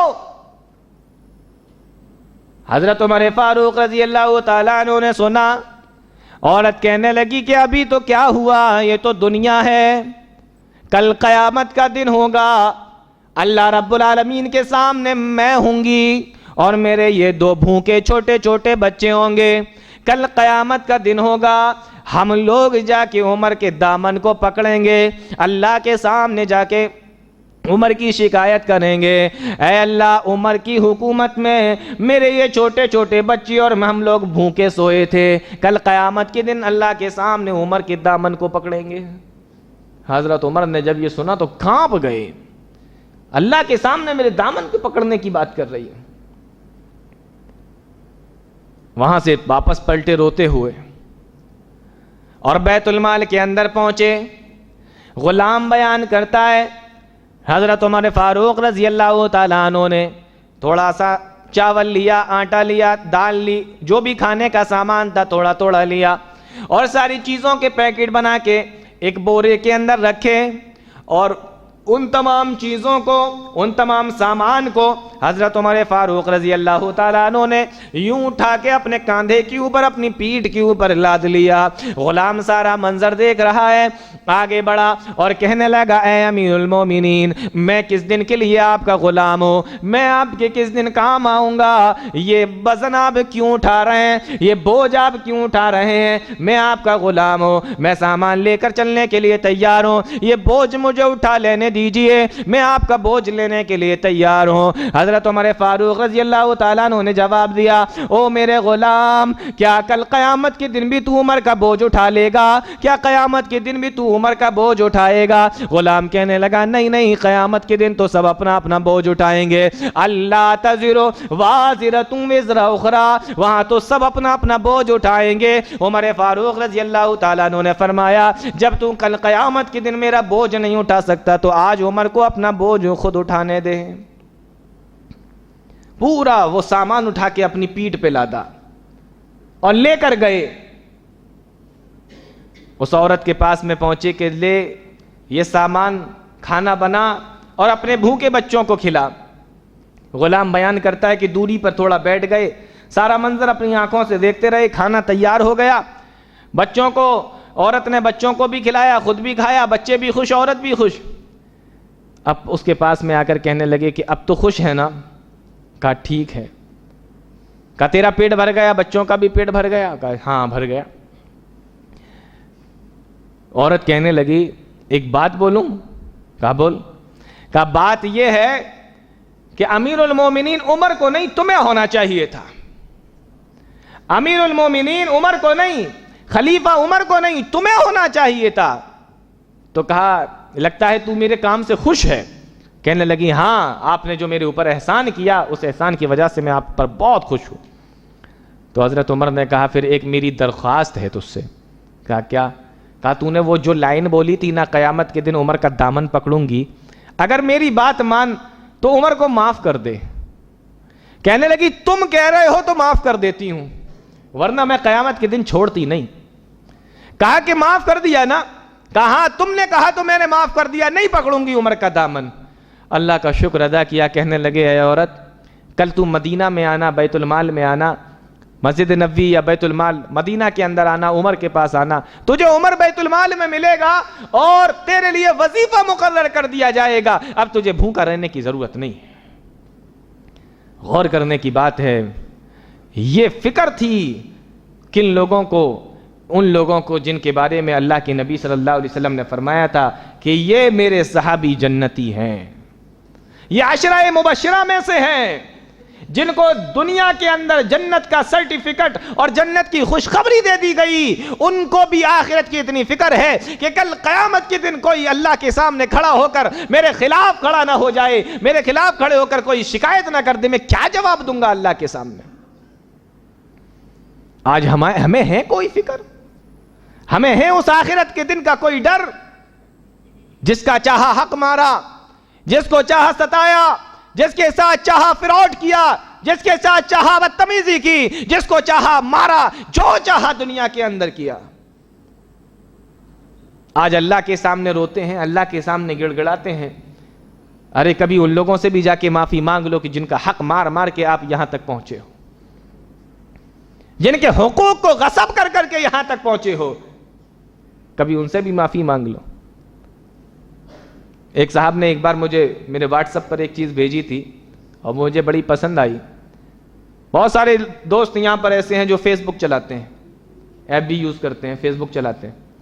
کسی کے فیس بک پر 3000 دوست، کسی کے فیس بک پر 5000 دوست، کسی کے میں 2000، کسی کے میں 4000۔ فیس بک پر دوستوں کی لائن لگی پڑی ہے، ہزاروں دوست فیس بک پر، اور حقیقت یہ ہے کہ پڑوسی سے بات چیت بند ہے۔ یہاں دوست بڑھ رہے ہیں، ہزاروں بنتے جا رہے ہیں، اور پڑوسی سے بات چیت بند ہے، برسیں گزر گئی۔ یہ حالت ہے۔ فیس بک پر لکھ کے ڈالا جا رہا ہے، شیئر کیا جا رہا ہے، واٹس ایپ پہ ڈالا جا رہا ہے، مغفرت کا عشرہ چل رہا ہے، ہم آپ سے معافی مانگتے ہیں، ہمیں معاف کر دیا جائے۔ آن لائن معافی مانگی جا رہی ہے۔ ارے جس کا حق مارا اس کے پاس جا کے معافی مانگ، جس کو ستایا اس سے جا کے معافی مانگ، اس کے پاس ایک مرتبہ بھی تو نہیں گیا، اور یہاں پر فیس بک پہ لکھ لکھ کے ڈالا جا رہا ہے، واٹس ایپ پر لکھ کر ڈالا جا رہا ہے، آن لائن معافیاں مانگی جا رہی ہیں۔ آخرت کی فکر کرو، آخرت کے بارے میں سوچو۔ دنیا سب کچھ نہیں ہے، اور اس دنیا کے لیے اپنی آخرت کو برباد نہ کرو۔ حضرت امیر معاویہ رضی اللہ تعالیٰ عنہ جب مسلمانوں کے خلیفہ بنے تو ایک مرتبہ ایسی دربار لگا ہوا تھا، اور ایک صحابی رسول جن کا نام حضرت احنف تھا، احنف ابن قیس تھا، وہ امیر معاویہ کے پاس میں بیٹھے ہوئے تھے۔ تو امیر معاویہ خود بھی صحابی ہیں، اور احنف ابن قیس یہ بھی صحابی ہیں اللہ کے نبی کے۔ لوگ بیٹھے ہوئے ہیں، امیر معاویہ نے احنف ابن قیس سے کہا، دیکھو حضرت علی کا انتقال ہو چکا تھا، شہید ہو چکے تھے حضرت علی رضی اللہ تعالیٰ۔ احنف ابن قیس سے کہا کہ حضرت علی کے بارے میں کچھ باتیں بتاؤ، آج علی کا ذکر کیا جائے دربار کے اندر، آج علی کا ذکر کیا جائے مجلس کے اندر، محفل کے اندر۔ احنف ابن قیس نے کہا، کس کے بارے میں؟ حضرت علی رضی اللہ تعالیٰ عنہ کے بارے میں۔ فرمایا آپ مجھ سے حضرت علی کے بارے میں پوچھتے ہیں، میں نے کتنی مرتبہ حضرت علی کو دیکھا، تہجد کی نماز کے لیے حضرت علی رضی اللہ تعالیٰ عنہ اٹھے، اور اٹھنے کے بعد اپنا سر تہجد کی نماز میں سجدے میں رکھ دیا، اور اللہ کے سامنے روئے، اتنا روئے، اتنا روئے، اتنا گڑ گڑائے، اور اتنا اللہ رب العالمین کے سامنے تڑپے، اور اس طریقے سے روئے، ایسا معلوم ہو رہا تھا اللہ کے سامنے اللہ کے عذاب کو یاد کر کر کے اتنا روتے تھے، ایسے تڑپ جایا کرتے تھے جس طریقے سے کسی بچھو نے یا سانپ نے ڈنک مار دیا ہو۔ یہ حالت ہو جاتی تھی حضرت علی رضی اللہ تعالیٰ عنہ کی۔ تہجد کی نماز میں اٹھ کے اللہ کے سامنے سجدے میں سر رکھ کر اتنا رویا کرتے تھے، اور کہتے تھے کہ اے دنیا، تو میری طرف آئی ہے تاکہ مجھے آخرت سے غافل کر دے، آخرت سے بہکا دے، آخرت سے ہٹا دے، لیکن سن لے کہ میں تیرے اوپر فریفتہ ہونے والا نہیں ہوں، مجھے دنیا پسند نہیں ہے، مجھے آخرت پسند ہے، میں تیرے اوپر فریفتہ نہیں ہونے والا۔ حضرت امیر معاویہ نے سنا کہ یہ حالت تھی حضرت علی رضی اللہ تعالیٰ عنہ کی۔ احنف ابن قیس نے جب بتایا تو امیر معاویہ رضی اللہ تعالیٰ عنہ کہنے لگے کہ جتنا تم نے بتایا ہے کہ وہ اس طریقے سے تڑپتے تھے اور اس طریقے سے رویا کرتے تھے، حضرت علی رضی اللہ تعالیٰ عنہ تو اس سے بھی کہیں زیادہ اللہ سے ڈرا کرتے تھے، اس سے بھی کہیں زیادہ ان کے دل کے اندر آخرت کا ڈر اور خوف بیٹھا ہوا تھا۔ یہ وہ صحابہ اکرام کی زندگی ہے جن کو سرٹیفکیٹ ملا ہوا تھا، اور آج ہم اپنی زندگی کا ذرا محاسبہ کر کے دیکھ لیں. قیامت کے دن اللہ رب العالمین نامہ اعمال ہاتھ میں پکڑا دے گا. ما لہذا الکتاب، جب بندہ نامہ اعمال اپنے ہاتھ میں پکڑے گا، اللہ کا قرآن بیان کرتا ہے، کہے گا لا یغادر صغیرۃ ولا کبیرۃ الا احصاها. ہائے ہماری بربادی، یہ کون سی کتاب مجھے دے دی گئی ہے، یہ کون سی کتاب میرے ہاتھ میں تھما دی گئی ہے. لا یغادر صغیرۃ ولا کبیرۃ الا احصاها. اس کے اندر نہ تو کوئی چھوٹی نیکی، نہ تو کوئی چھوٹا گناہ بچا ہے، اور نہ کوئی بڑا گناہ اس کے اندر بچا ہے، سارا کا سارا اس کے اندر لکھ دیا گیا ہے. ما لہذا الکتاب لا یغادر صغیرۃ ولا کبیرۃ الا احصاها. چھوٹا بھی نہیں چھوڑا، بڑا بھی نہیں چھوڑا. آج لوگ کیا کرتے ہیں کہ بڑے گناہوں سے تو بچنے کی کوشش کرتے ہیں، لیکن چھوٹوں کے بارے میں فکر بھی نہیں کرتے. چھوٹے چھوٹے گناہ ہو جائیں، بڑا نہیں ہونا چاہیے. ٹھیک ہے، ہم چوری نہیں کریں گے، قتل نہیں کریں گے، زنا نہیں کریں گے، بہتان نہیں لگائیں گے، شرک نہیں کریں گے، جادو نہیں کریں گے، اور جو بڑے بڑے گناہ ہیں نہیں کریں گے. لیکن چھوٹوں سے کون بچے گا؟ اگر چھوٹے گناہ بھی اگر عذاب کا باعث نہیں ہوتے تو اللہ رب العالمین قرآن کریم کے اندر پہلے چھوٹے گناہوں کا ذکر نہیں کرتا. معلوم یہ ہوا کہ چھوٹے گناہ کی وجہ سے بھی انسان پکڑا جا سکتا ہے. اسی لیے اللہ نے بڑے گناہ کے ذکر کرنے سے پہلے چھوٹے گناہوں کا ذکر فرمایا کہ اس سے بھی بچنا ہے. اور اگر آسان الفاظوں میں آپ یوں سمجھ لیجئے کہ یہ چھوٹے گناہ جو ہے نا، یہ چنگاریاں ہیں، چنگاریاں، اور یہ جو بڑے بڑے گناہ ہیں نا، یہ انگارے ہیں، انگارے. تو چنگاری سے بھی بچنا ہے اور انگاروں سے بھی بچنا ہے. ما لہذا الکتاب لا یغادر صغیرۃ ولا کبیرۃ الا احصاها. آپ ذرا غور کیجئے، ایک صحابی ہیں اللہ کے نبی جناب محمد رسول اللہ صلی اللہ علیہ وسلم کی، جن کا نام حضرت ابو ذر غفاری رضی اللہ تعالیٰ عنہ ہے. مشہور صحابی ہیں حضرت ابو ذر غفاری رضی اللہ تعالیٰ عنہ. جو بھی صبح سے لے کے شام تک کماتے، شام ہوتے ہوتے اللہ کی راہ میں صدقہ کر دیتے، اللہ کے راستے میں دے دیتے. ایک دن غلام نے تنگ آ کر کہا، اے ابو ذر غفاری، تم جو کچھ بھی کماتے ہو شام ہونے تک سب اللہ کے راستے میں صدقہ و خیرات کر دیتے ہو.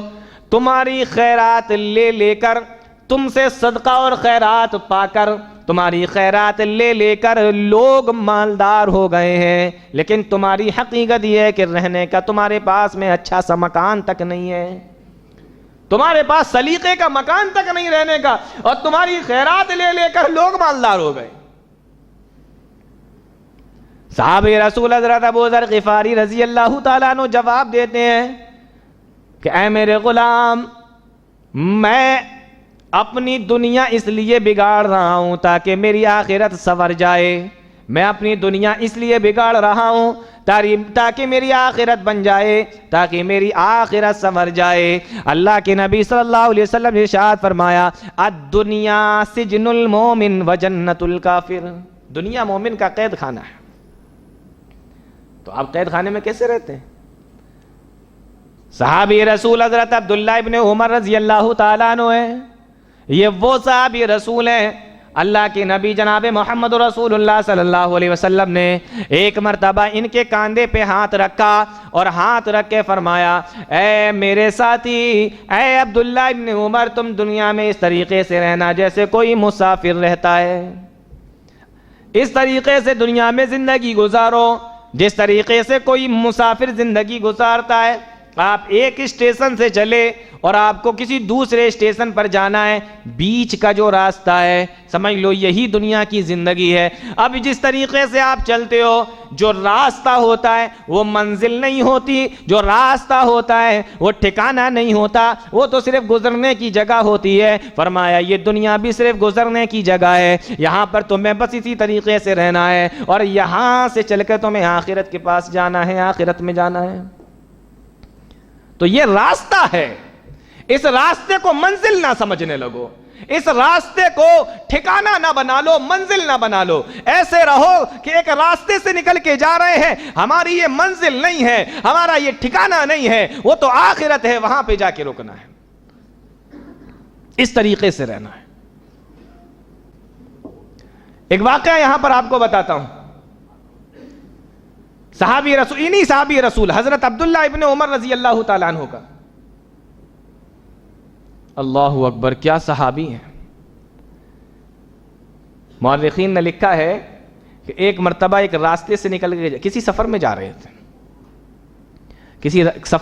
تھے، اور آپ کے ساتھ میں کئی اور لوگ بھی تھے، اکیلے نہیں تھے، اور بھی لوگ تھے سفر میں. دوپہر کا ٹائم ہے، گرمی کا زمانہ ہے، اپنے ساتھیوں کے ساتھ میں سفر پہ جا رہے تھے. حضرت عبداللہ ابن عمر رضی اللہ تعالیٰ عنہ جب دوپہر میں سورج سخت ہو گیا، دھوپ تیز ہو گئی، ریت بھی نیچے سے جلنے لگی، آپ نے اپنے ساتھیوں سے کہا کہ دیکھو اگر کوئی سایہ نظر آ جائے تو اس سائے میں تھوڑی دیر آرام کر لیں گے، کھانے کا ٹائم ہو رہا ہے، کھانا بھی کھا لیں گے، تھوڑا آرام بھی کر لیں گے، اور اس کے بعد میں جب تھوڑا سا ٹائم گزر جائے گا، سورج تھوڑا مدھم ہو جائے گا تو ہم تھوڑا آگے بڑھ جائیں گے. حضرت عبداللہ ابن عمر رضی اللہ تعالیٰ عنہ اور ان کے ساتھیوں سفر میں چلتے رہے. دور جانے کے بعد دیکھا ایک پہاڑ کا سایہ نظر آ رہا ہے. حضرت عبداللہ ابن عمر رضی اللہ تعالیٰ عنہ نے فرمایا چلو اس سائے میں بیٹھتے ہیں. آپ کے سارے ساتھی اس سائے میں آ کر بیٹھ گئے، وہ سائے میں پہنچ گئے. آپ نے فرمایا دسترخوان لگاؤ. دسترخوان لگایا گیا اور جو بھی کھانا ساتھ میں تھا سارا کھانا دسترخوان پہ رکھ دیا گیا. ابھی کھانا کھانے کے لیے آپ اور آپ کے ساتھی بیٹھے ہیں. اتنے میں کیا دیکھتے ہیں کہ دور ایک چرواہا اپنی بکریوں کو چراتے ہوئے اور اسی پہاڑ کے سائے میں آ رہا ہے. اور ایسا معلوم پڑتا ہے کہ جس طریقے سے ان لوگوں کو سائے کی ضرورت ہے، وہ چرواہا بھی سائے کی تلاش میں اسی پہاڑ کی طرف آ رہا ہے، اپنی بکریوں کو ہانکتا ہوا آ رہا ہے. حضرت عبداللہ ابن عمر رضی اللہ تعالیٰ عنہ نے اپنے ساتھیوں سے فرمایا کہ ابھی رک جاؤ، کھانا شروع نہ کرو، وہ چرواہا جو آ رہا ہے اس کو بھی آ جانے دو. جب وہ چرواہا قریب آ جائے گا تو سارے لوگ ساتھ میں مل کے کھائیں گے، اس کو بھی کھانے میں شامل کر لیں گے. چرواہے کا انتظار کیا گیا. جب چرواہا قریب آ گیا، اپنی بکریوں کو اس نے پہاڑ کے سائے میں کھڑا کر دیا. عبداللہ ابن عمر رضی اللہ تعالیٰ عنہ نے اس کو آواز لگائی، او میرے ساتھی، او میرے بھائی، میرے ساتھ میں آؤ، کھانے میں شریک ہو جاؤ، کھانے میں شامل ہو جاؤ، کھانا تیار ہے، تمہارا ہی انتظار کیا جا رہا تھا. وہ چرواہا کہنے لگا کہ آپ لوگ کھانا کھا لیجئے، میں روزے سے ہوں، میں کھانا نہیں کھا سکتا، آپ کھانا کھا لیجئے. آج ہم لوگ بھی تو روزہ رکھتے ہیں نا، ذرا اس کا روزہ دیکھو. فرمایا میں روزے سے ہوں، کھانا نہیں کھا سکتا. حضرت عبداللہ ابن عمر رضی اللہ تعالیٰ عنہ کو بڑی حیرت ہوئی کہ ابھی تو رمضان کا مہینہ بھی نہیں ہے اور یہ روزہ رکھا ہوا ہے. اگر رمضان کا مہینہ ہوتا تو ہم لوگوں کا بھی روزہ ہوتا، آخر اس نے کون سا روزہ رکھا ہے؟ عبداللہ ابن عمر رضی اللہ تعالیٰ عنہ نے فرمایا کہ او میرے بھائی، تو نے یہ کون سا روزہ رکھا ہوا ہے؟ رمضان کا مہینہ بھی نہیں ہے، کوئی فرض روزہ بھی نہیں ہے، تیرا کام بھی ہے بکریوں کے پیچھے پیچھے چلنا اس دوپہر میں اور اس جنگل کے اندر اس گرمی کے موسم میں، اور کام بھی تیرا بکریوں کو ہانکنے کا، بکریوں کے ساتھ میں چلنے کا. آخر تو نے کون سا روزہ رکھا ہوا ہے اور اتنے سخت دنوں میں تو نے کیوں روزہ رکھ لیا؟ چرواہا دیکھو کیا جواب دیتا ہے.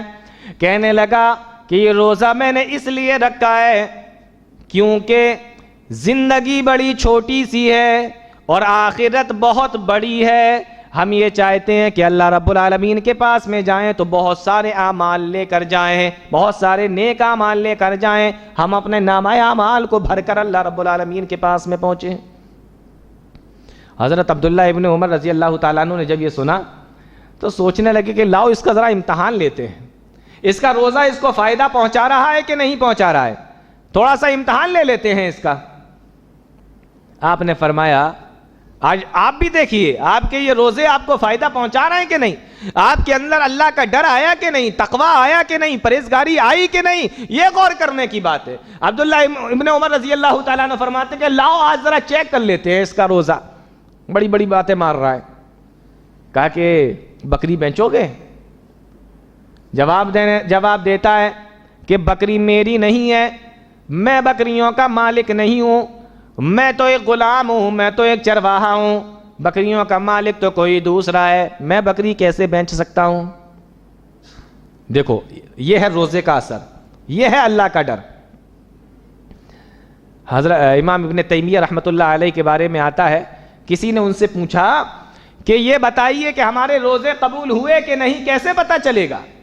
ابن تیمیہ رحمۃ اللہ علیہ نے جواب دیا کہ رمضانوں کے بعد کا عمل دیکھ لینا، اگر رمضان کے بعد بھی وہ انسان نیک رہا، قرآن کی تلاوت کرتا رہا، نمازوں کو پڑھتا رہا، جھوٹ سے، مکاری سے، فریب سے، دھوکے بازی سے دور رہا، تو سمجھ لینا کہ اللہ نے اس کی رمضان کی عبادتوں کو قبول کر لیا ہے۔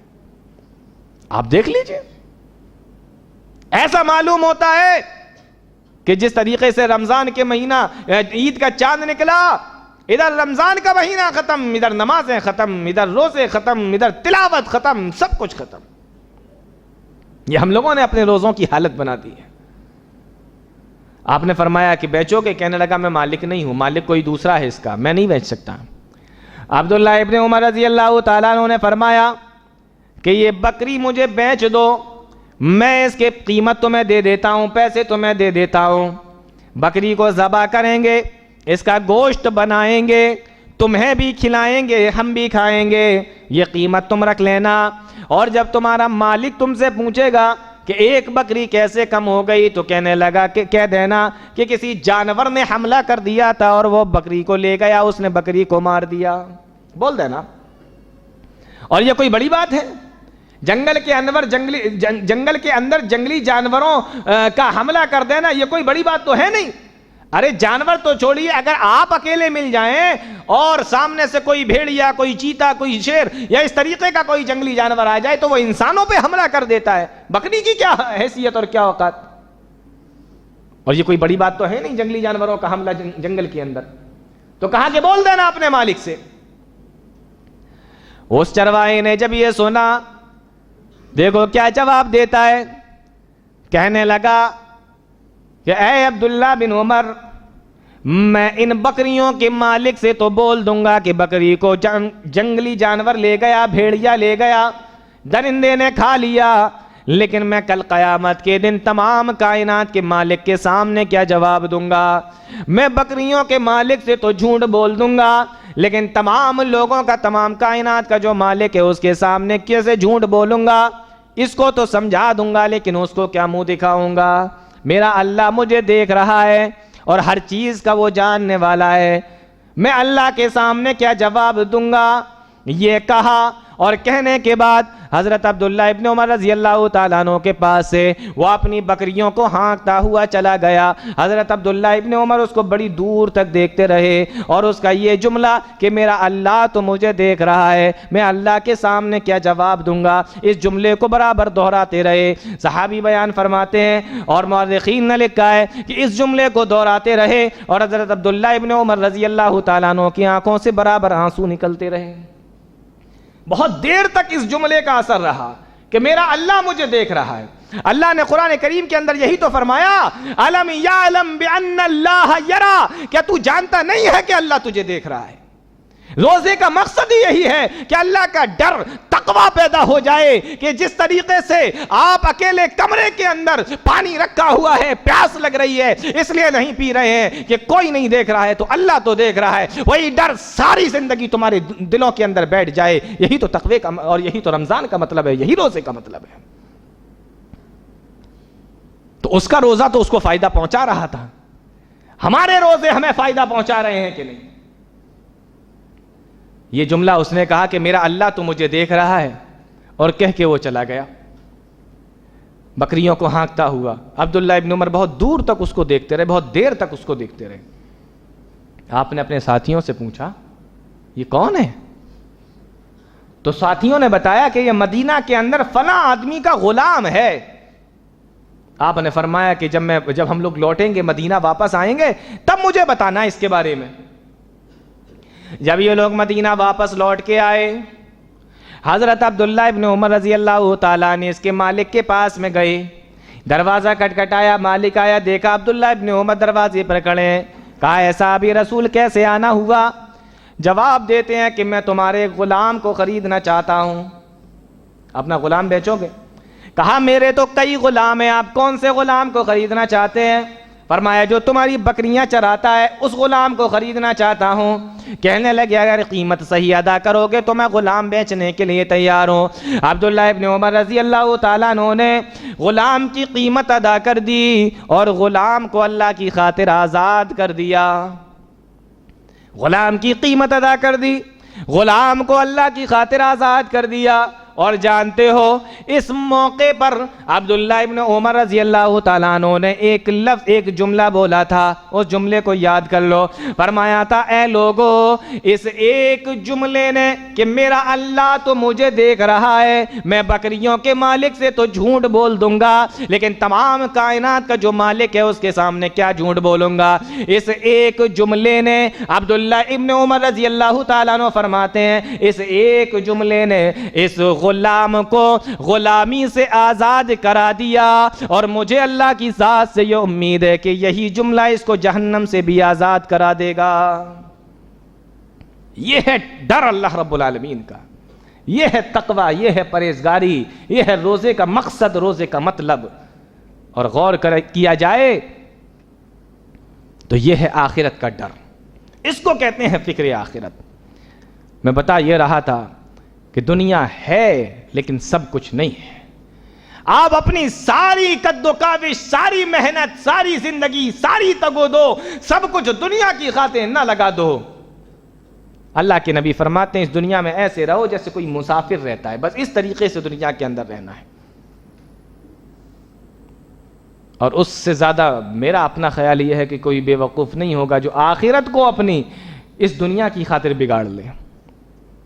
اور جانتے ہو جب جنتی جنت میں جائیں گے اور جہنمی جہنم میں جائیں گے تو اللہ کے نبی صلی اللہ علیہ وسلم فرماتے ہیں، اللہ رب العالمین نے فرمایا کہ جہنم کے دروازے پر وہ جہنم کا دروغہ روک لے گا، کچھ جہنمیوں کو روک لے گا، اور روکنے کے بعد ان جہنمیوں سے سوال کرے گا۔ دیکھو کیا، یا معشر الجن والانس الم یاتکم رسل منکم یقصون علیکم آیاتی وینذرونکم لقاء یومکم ھذا۔